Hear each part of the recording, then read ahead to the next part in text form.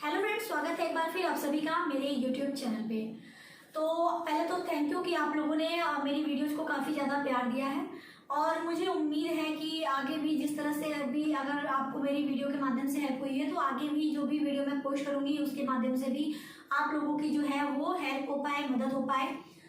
तो आज के वीडियो का थंबनेल आप देख के समझ गए होंगे। आज हम बात करेंगे कि प्रेगनेंसी में यानी अर्ली प्रेगनेंसी में कहें तो आपके फर्स्ट ट्राइमेस्टर में ब्लीडिंग की जो प्रॉब्लम होती है वो किन किन कारणों से हो सकती है। यानी जरूरी नहीं है कि किसी एक रीजन की वजह से सबकी ब्लीडिंग हो। आप लोगों के कमेंट्स आए थे मेरे एक प्रीवियस वीडियो पे जिसपे मैंने खुद का एक्सपीरियंस शेयर किया था कि मुझे सब कोरियोनिक जो हेमरेज है वो मेरी प्रेगनेंसी में हुई थी जिसकी वजह से मुझे ब्लीडिंग हो रही थी। तो उस पर काफ़ी ज़्यादा लोगों के जो है कमेंट आए थे कि मुझे भी सेम प्रॉब्लम है, मुझे भी सेम प्रॉब्लम है। तो पहले तो यहाँ पे मैं इस वीडियो को बनाने का मेरा जो पर्पज़ है वो ये है कि जरूरी नहीं कि सबका जो है वो सब कोरियोनिक हेमरेज हो। यानी प्रेगनेंसी में ब्लीडिंग के और भी कई कारण होते हैं। कुछ जो है वो बहुत हार्मफुल होते हैं यानी बहुत खतरनाक होते हैं। कुछ जो है वो कह सकते हैं चलो ब्लीडिंग तो वैसे अच्छी नहीं होती लेकिन ये है कि उसकी वजह से प्रॉब्लम नहीं होती प्रेगनेंसी में। तो यहाँ पे मैं जो मेजर कई कारण है उनकी बात करूंगी। मैं कोशिश करूंगी कि जो सारे इम्पोर्टेंट पार्ट्स हैं इस चीज़ को लेके वो मैं कवर करूँ इस वीडियो में। तो वीडियो को देखिएगा। आई होप कि आप लोगों में से कुछ लोगों के जो है डाउट्स वो क्लियर हो जाएंगे क्योंकि सबके कमेंट्स के जवाब देने पॉसिबल नहीं हो पाते, बहुत डिटेल में नहीं बता सकते आप कमेंट के माध्यम से। तो मुझे लगा एक वीडियो बना देनी चाहिए ताकि आपके अगर कुछ डाउट्स हैं तो वो भी क्लियर हो जाए। तो आज की वीडियो में हम यही टॉपिक डिस्कस करेंगे कि अर्ली प्रेगनेंसी में आपकी ब्लीडिंग जो होती है वो किन किन कारणों से हो सकती है। तो चलिए स्टार्ट करते हैं ये वीडियो।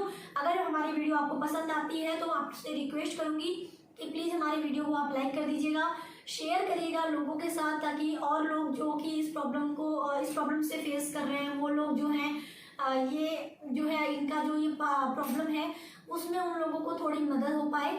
और इसके अलावा चैनल पे पहली बार आए हैं तो आपसे रिक्वेस्ट करूंगी कि चैनल को सब्सक्राइब जरूर कर दें अगर ऐसे ही इंपॉर्टेंट वीडियो आपको जो है देखनी हो तो स्टार्ट करते हैं ये वीडियो।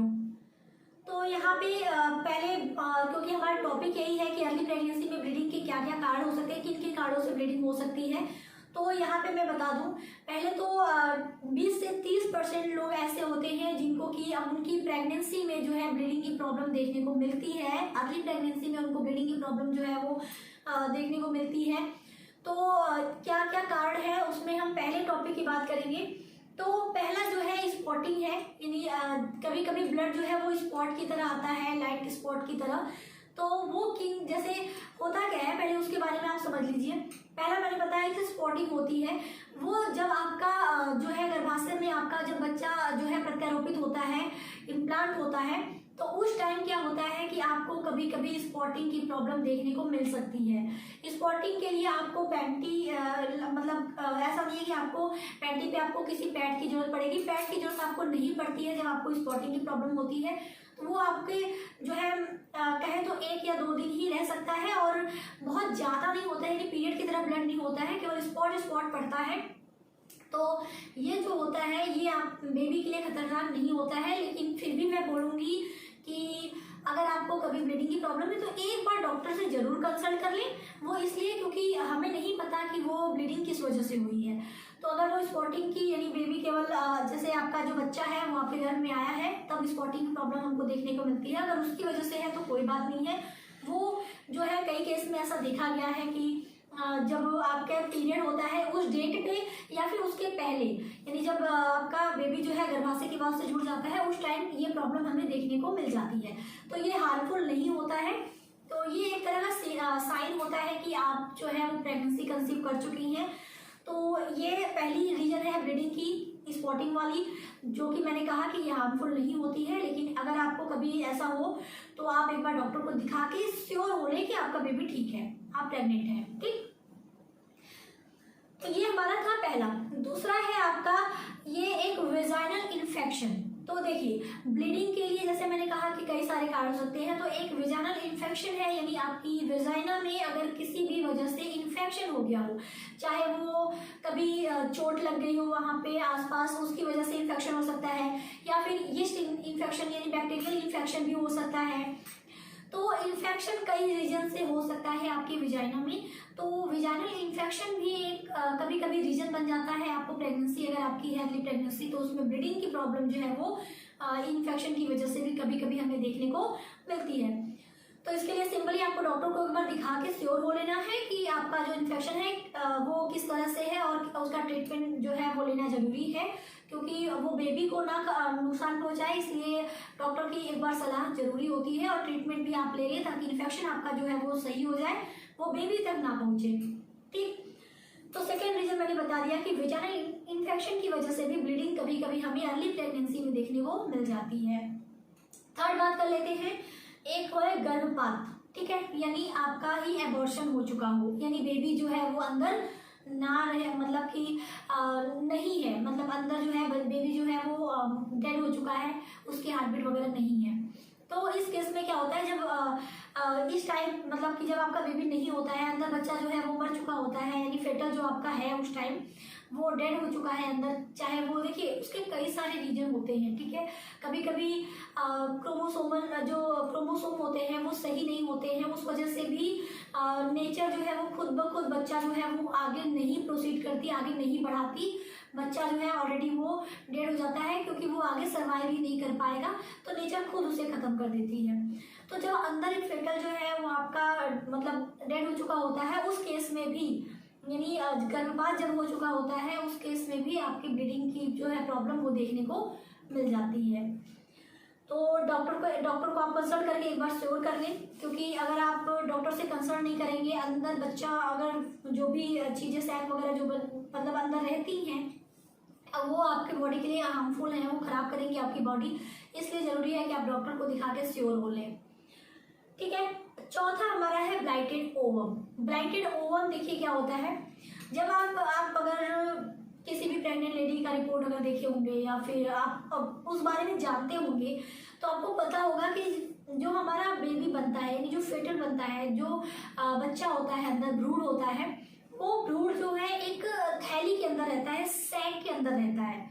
तो वो ब्लाइटेड ओवम में क्या है कि सैक तो बनती है, यानी जिसके अंदर बच्चा रहता है वो सैक बनती है, लेकिन उसके अंदर बच्चा नहीं होता है, क्योंकि हमारा क्या होता है बॉडी एक सेल के माध्यम से वो सेल बढ़ता जाता है और बेबी का एक फॉर्म बन जाता है, यानी बेबी का रूप ले लेता है, सेल डिवाइड होता जाता है और उसकी संख्या बढ़ती जाती है। तो ब्लाइटेड ओवम में क्या होता है कि उसी सेल से ही आपका जो सैक है वो बनता है, यानी जो बच्चे जिस थैली में बच्चा रहता है वो बनता है, और वो बेबी भी बनता है, यानी वो भ्रूण भी बनता है। तो ब्लाइटेड ओवम के केस में क्या होता है कि जो है भ्रूण जो है वो नहीं बनता है, केवल सैक बनता है। तो इस केस में भी कभी कभी हमें जो है ब्लीडिंग आपकी अर्ली प्रेगनेंसी में देखने को मिल जाती है। तो इसीलिए कहा जाता है जब आपको ब्लीडिंग हो तो तुरंत पहले डॉक्टर को दिखाएं। डॉक्टर श्योर होने के लिए अल्ट्रासाउंड कराते हैं, और अल्ट्रासाउंड में अगर आपको ये दिख जाता है कि ब्लाइटेड ओवम है, सैक है, मतलब बेबी नहीं है, तो उस केस में जो है डॉक्टर आपको जो है सब कुछ क्लियर करने के लिए कहते हैं, क्योंकि वो आगे जाके आपकी बॉडी के लिए हार्मफुल रहेगा, खराब करेगा आपकी बॉडी। इसलिए जरूरी है कि आप डॉक्टर से कंसल्ट जरूर करें जब भी आपको प्रेगनेंसी में ब्लीडिंग हो। तो यहाँ पे मैंने जो है इतने रीजन बता दिए। अगला रीजन जो है वो है इक्टोपिक प्रेगनेंसी का। तो इक्टोपिक प्रेगनेंसी देखिए क्या होती है, जब हमारा अगर आपने देखा होगा हमारी ओवरी को स्ट्रक्चर अगर आपने देखा होगा, तो हमारे यहाँ जो गर्भाशय है उसमें 2 फिलिपिन ट्यूब होते हैं, जिसमें कि फिलिपिन ट्यूब में ही जो है हमारा स्पर्म जो है वो एग को फर्टिलाइज करता है, और फिर वहाँ से जो है हमारा एग फर्टिलाइज होने के बाद फिर हमारे गर्भाशय की वॉल से जुड़ता है, हमारे गर्भाशय की दीवार से जुड़ता है। लेकिन कभी कभी क्या होता है कि जो हमने कहा कि सेल ही डिवाइड होता है, यानी स्पर्म और एग का जो सेल होता है वही आपस में एक दूसरे को फर्टिलाइज कर देते हैं, तो उसके बाद वो कई सारे सेल जो कोशिका होती है वो उसकी संख्या बढ़ती जाती है। तो कभी कभी क्या होता है कि कोशिका जो बढ़ रही है, यानी जो हमारा भ्रूण बन रहा है, उसको हमारे गर्भाशय की वॉल से जुड़ना होता है, लेकिन कभी कभी क्या होता है वो गर्भाशय की वॉल से न जुड़ के हमारी फैलोपियन ट्यूब में ही वो बढ़ने लगता है, यानी बच्चा जो है वो गर्भाशय की वॉल से नहीं जुड़कर फैलोपियन ट्यूब में ही बड़ा होने लगता है। तो उस केस में भी हमें कभी कभी ब्लीडिंग देखने को मिल जाती है, और इक्टोपिक प्रेगनेंसी जो है वो बहुत खराब है, क्योंकि उस केस में आपको आप बेबी को जो है आगे प्रोसीड ही नहीं कर सकते, आगे लेके ही नहीं जा सकते, क्योंकि बेबी आप फैलोपियन ट्यूब में बेबी जो है विकसित नहीं हो पाएगा। उस केस में अगर हम ध्यान नहीं देते हैं तो उस केस में हमारी बॉडी के लिए वो काफ़ी ज़्यादा नुकसानदेह होता है। तो उसमें तो जो है डीएनसी का भी ऑप्शन आ सकता है, उसमें नहीं हमको जो है अपना फैलोपियन ट्यूब जो है उसे ही निकलवाना पड़ता है अगर वहाँ पे बेबी जो है डेवलप हो रहा है, क्योंकि वो पूरी तरह से विकसित नहीं हो पाएगा, वो हमारी बॉडी के लिए खराब है। तो एक टॉपिक प्रेगनेंसी जो है, इसमें जो है ब्लीडिंग, अगर इस वजह से ब्लीडिंग है तो कभी कभी देखने को हमें मिलती है। इसमें एक चीज़ है कि इसमें आपको दर्द भी होता है, चांसेस ज़्यादा होते हैं कि टॉपिक प्रेगनेंसी में ब्लीडिंग के साथ साथ जो है आपको पेन भी होगा, आपकी जो पेल्विक एरिया है वहाँ पे आपको पेन भी फील होगा। ठीक है, तो ये है हमारा अगला रीजन। तो एक्टोपिक प्रेगनेंसी की वजह से भी ब्लीडिंग हो सकती है। उसके बाद है मोलर गर्भावस्था। ठीक है, मोलर गर्भावस्था में देखिए क्या है, जैसे मैंने कहा कि अगर आपने ब्लाइटेड ओवम वाला जो मैंने अभी बताया था, ब्लाइटेड ओवम में सैक बनता है, बेबी नहीं बनता। ठीक है, मोलर गर्भावस्था में क्या होता है कि भ्रूण नहीं बनता है, बल्कि कोशिका का एक गुच्छा बन जाता है, यानी कह लो कि आप सॉलिड सा कुछ जैसे गुच्छा कोशिका जो होती है वो बेबी का फॉर्म ना लेके एक जो है गांठ की तरह, गुच्छे की तरह जो है वो बनती जाती है। सेल जो हमारी कोशिका होती है वो गुच्छे के रूप में विकसित होती है, उसमें हार्टबीट वगैरह नहीं होती। तो ये जो गर्भावस्था होती है इसे हम मोलर गर्भावस्था कहते हैं। ये भी हमारी बॉडी के लिए अच्छी नहीं है, और इसकी वजह से भी कभी कभी प्रेगनेंसी में हमको ब्लीडिंग देखने को मिल जाती है।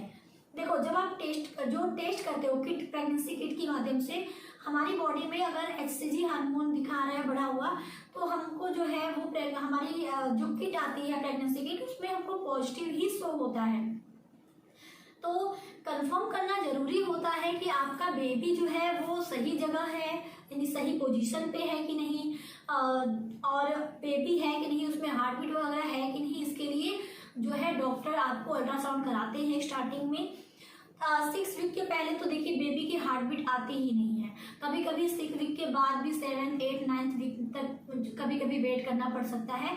तो 6 वीक के पहले नहीं, लेकिन उसके बाद जो है डॉक्टर आपको जो है जब वो श्योर हो सकते हैं कि नहीं अब ठीक है, अगर आपको कोई प्रॉब्लम होती है तो वो आपको जरूर आपकी जो है अल्ट्रासाउंड करने को आपको बोलेंगे, ताकि वो श्योर हो सके कि अंदर आपका बेबी जो है वो सही जगह है कि नहीं, उसका हार्टबीट है कि नहीं, वो सही तो है, सारा कुछ जो है वो चेक कर सकते हैं श्योर होने के लिए। ब्लीडिंग की वजह से उसको कोई नुकसान तो नहीं है, ये सारा कुछ चेक करने के लिए, क्योंकि उसी के अकॉर्डिंग ही वो ट्रीटमेंट चलाते हैं।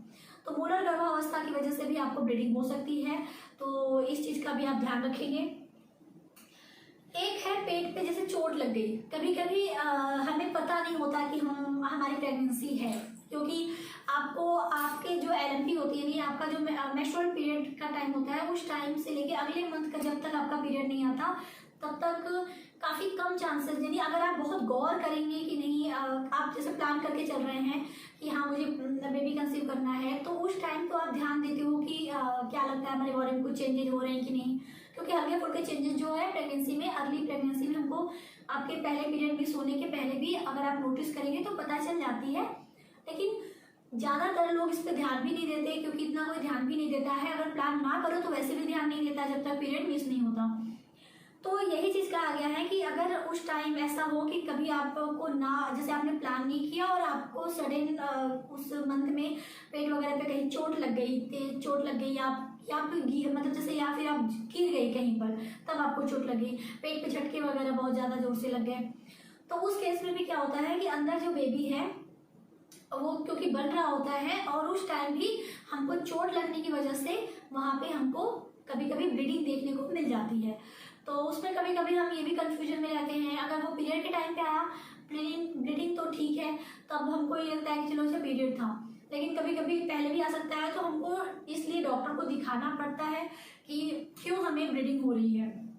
अगर प्लान करके चल रही है, अगर आपको पेट पे चोट लग रहा है और या फिर झटके से आपको चोट लग गई पेट पे, तब आपको लगा कि नहीं आप ब्लीडिंग आपको हो रही है, तो आप जरूर डॉक्टर को दिखा के श्योर हो लें कि अंदर कहीं चोट लगने से बेबी को तो नुकसान नहीं है।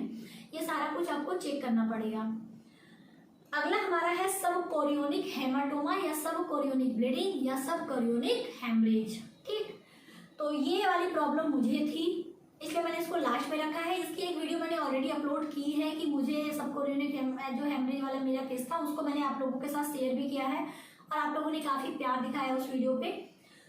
तो इस पे ही कमेंट आते हैं ज़्यादा। तो देखिए, मैं ये मतलब आज की वीडियो बनाने का मेरा पर्पज यही था कि सबको जरूरी नहीं है कि सबको सबकोरियोनिक हेमरेज ही हो या सबकोरियोनिक हेमाटोमा ही हो, ये जरूरी नहीं है। इसीलिए मैं मतलब मुझे ये लगा कि ये वीडियो बना देनी चाहिए, क्योंकि ब्लीडिंग कई कारणों से हो सकती है। कुछ कारण जैसे इसमें काफ़ी ज़्यादा आपके एक्टोपिक प्रेगनेंसी बहुत खराब है, मोलर गर्भावस्था जो है वो खराब है, ब्लैकेट ओवम जो है वो बहुत खराब है। तो ये सारे जो रीजन्स हैं, ये इसमें जो है बेबी को काफ़ी ज़्यादा प्रॉब्लम हो सकती है। ये आपको कहे तो ये जो है आगे चल ही नहीं पाते, चाहे टॉपिक प्रेगनेंसी हो, ब्लैकेट ओवम हो या फिर आपकी मोलर, इसमें तो बेबी जो है सर्वाइव ही नहीं कर सकता, आपका जो बेबी बनता भी नहीं है किसी केस में। तो ये सारे रीजन की वजह से जो ब्लीडिंग होती है उसकी तो चलिए वो तो केस ही अलग है। तो यहाँ पे आप लोगों में से कमेंट आता है कि बेबी ठीक है लेकिन मुझे ब्लीडिंग हो रही है। तो ब्लीडिंग के जैसे मैंने और कारण बता दिए, स्पॉटिंग वाले बता दिए और आपकी वेजाइनल इन्फेक्शन बता दी। तो ये सारे जो रीजन है, पेट पे चोट वगैरह, ये सब की वजह से भी बता दी। एक सबकोरियोनिक हेमाटोमा या हेमरेज वाला जो केस है उस पर मैं लास्ट में डिस्कस करना चाहूँगी ये चीज़ की। देखिए, आपका जब जो बेबी है, जैसे आपको पता होगा कि हमारे भ्रूण को सारा न्यूट्रिशन जो है वो प्लेसेंटा से मिलता है, ठीक है। प्लेसेंटा से ही बेबी को सारे न्यूट्रिशन, ब्लड, मतलब सब कुछ जो है बेबी को हमारी बॉडी के माध्यम से जो कुछ मिलता है वो प्लेसेंटा ही बेबी को प्रोवाइड कराती है। तो प्लेसेंटा जो है वो होता क्या है कि प्लेसेंटा को हमारी गर्भाशय की दीवार से जुड़ना होता है, लेकिन कभी कभी क्या होता है कि प्लेसेंटा जो हमारी गर्भाशय से जुड़ती है तो वो आंशिक रूप से यानी मामूली रूप से कभी कभी क्या होती है कि अपनी जगह से हट जाती है, ठीक है, अपनी जगह से थोड़ी सी हट जाती है। तो उस टाइम क्या होता है कि वहाँ पर जो है ब्लीडिंग हमें देखने को मिल जाती है अंदर की तरफ, मतलब हमारे बेबी के आसपास जो है हमको कभी कभी ब्लीडिंग देखने को मिल जाती है। इसके अलावा एक केस हो सकता है इसमें कि अगर आपकी जैसे पीरियड वाली जो ब्लीडिंग है, यानी अगर आपकी पीरियड आती है तो ब्लड अगर कभी कभी पीरियड का बहुत जो है पूरी तरह से बाहर नहीं आता तो कभी कभी ब्लड जो है अंदर इकट्ठा रह जाता है, तो वो हेमाटोमा हम कहते हैं। वो कभी कभी ये ब्लीडिंग नहीं भी होती है, जो सबकोरियोनिक हेमाटोमा वाली प्रॉब्लम है, कभी कभी ऐसा होता है कि ब्लीडिंग नहीं होती है और हम अल्ट्रासाउंड कराते हैं तब हमें पता चल जाता है। लेकिन अगर कभी कभी क्या होता है कि हमें ब्लीडिंग भी होती है तो हम जाते हैं डॉक्टर के पास, डॉक्टर ने अल्ट्रासाउंड करने को बोलते हैं, उसमें ये दिखता है कि अंदर कहीं ब्लीडिंग है। तो देखिए, इसमें जो है दो तरह हो सकता है, मतलब इसमें दो टाइप का है। एक तो है कि आंशिक रूप से अगर आपका प्लेसेंटा हटा है तो ब्लीडिंग जो है वो काफ़ी कम है अगर आसपास, तो वो जो है वो नॉर्मल नहीं कह सकते, ये कह सकते हैं कि वो जो है कॉमन है, काफ़ी लोगों में देखने को मिलता है। और सेकेंड है कि ब्लीडिंग जो है वो बहुत ज़्यादा है, तो उससे क्या होता है कि बेबी को नुकसान है, क्योंकि अगर प्लेसेंटा मतलब हमारी बॉडी से जहाँ से हमारा जो ब्लड फ्लो है, हमारी जो न्यूट्रिशन जो हम लेते हैं वो बेबी को पहुँचना है, अगर प्लेसेंटा हमारी बॉडी से अटैच नहीं रहा, अगर वो प्लेसेंटा जो है हट गया तो बेबी को कुछ मिल ही नहीं पाएगा, तो बेबी उस कंडीशन में बेबी जो है वो डेड हो जाएगा। तो इसीलिए कहा जाता है कि इसके लिए तुरंत ट्रीटमेंट चला जाए। इसीलिए डॉक्टर को आपको मैं बार बार बोलती हूँ कि डॉक्टर को आप कंसल्ट करिए, डॉक्टर से मिलिए, डॉक्टर ही आपको सजेस्ट करेंगे कि ब्लीडिंग कितनी है, क्या साइज है उस सबकोरियोनिक हेमाटोमा की या सबकोरियोनिक हेमरेज की, क्या मतलब जो साइज क्या है और ब्लीडिंग की जो मात्रा है वो कितनी है, ये सारा कुछ देखने के बाद डॉक्टर आपको उस अकॉर्डिंग ये भी देखते हैं कि वो किस जगह पे है, बेबी के किस साइड में है, सब कुछ देखने के बाद वो उसके हिसाब से ट्रीटमेंट चलाते हैं। हो सकता है आपको जो है इंजेक्शन प्रोवाइड कराते हैं, प्रेगनेंसी सपोर्ट की मेडिसिन देते हैं। मेरे केस में मुझे इंजेक्शन नहीं लगा था, लेकिन मुझे प्रेगनेंसी सपोर्ट की मेडिसिन चली थी, साथ में ब्लीडिंग जो है रोकने के लिए उसकी मेडिसिन भी मुझे चली थी। तो ये सारी चीज़ें मेरे साथ हुई थी। सबका जो आप लोगों के कमेंट आते हैं कि दवा बता दीजिए क्या लेंगी क्या नहीं लिया, डॉक्टर को अभी तक नहीं दिखाया, तो मैं बोलूँगी पहले कि डॉक्टर को दिखाइए, फिर उसके बाद उनके अकॉर्डिंग ही दवा चलाइए। किसी को देख के, सुन के या फिर पढ़ के दवा मत चलाइए, क्योंकि सबकी कंडीशन, सबकी बॉडी अलग होती है, सबकी बॉडी की नीड अलग होती है, ठीक। तो ये वीडियो बनाने का मेरा पर्पज यही था कि आपको पहले जो डाउट है आपके वो मैं क्लियर कर सकूं। और आप लोगों में से ज़्यादातर लोग ने कहा कि सबको ये वाली प्रॉब्लम है, सबकोरियोनिक हेमाटोमा या सबकोरियोनिक हेमरेज वाली, तो इसके लिए मैं यही बोलूँगी कि आप डॉक्टर पे ट्रस्ट करें। अगर बेबी ठीक है है डॉक्टर जो मेडिसिन चला रही है उस पर जो है उसको कंटिन्यू रखें। और आप लोगों में से कई लोगों ने ये भी कहा है कि उनकी ब्लीडिंग अभी नहीं रुकी है, तो थोड़ा टाइम पे अगर ब्लीडिंग कम हो रही है तो आप श्योर रहें कि हाँ ठीक हो जाएगा।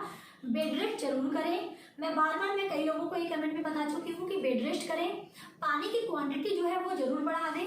और एक सबसे इम्पॉर्टेंट चीज़, ये मैंने खुद किया है, खुद के एक्सपीरियंस से बता रही हूँ।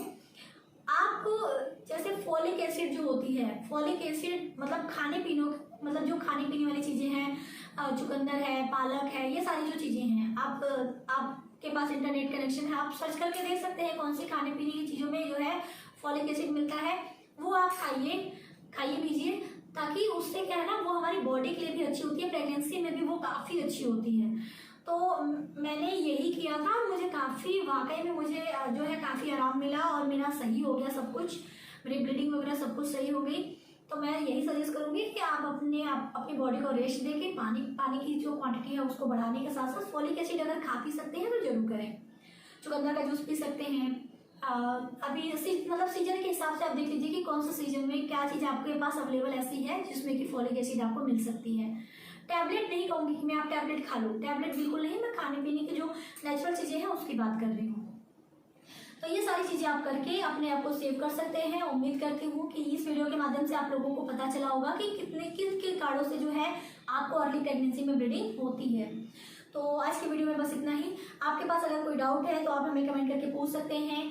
इसके अलावा आप जो है कुछ अगर आपको और भी जानना है या मेरी प्रेगनेंसी से रिलेटेड अगर आपको कुछ जानना है कि मेरा रूटीन क्या है या फिर मेरे ब्लॉग्स अगर आप देखना चाहते हैं तो आप बताइएगा। मैं कोशिश करूंगी कि आने वाले टाइम में आपको अपनी प्रेगनेंसी ब्लॉग या अपनी प्रेगनेंसी टिप्स जो है वो भी आप लोगों के साथ शेयर कर सकूँ। तो बस यही था आज का वीडियो। पसंद आई हो तो लाइक कर दीजिएगा, शेयर कर दीजिएगा लोगों के साथ, और नए हैं चैनल पे तो रिक्वेस्ट करूंगी चैनल को सब्सक्राइब कर दीजिएगा।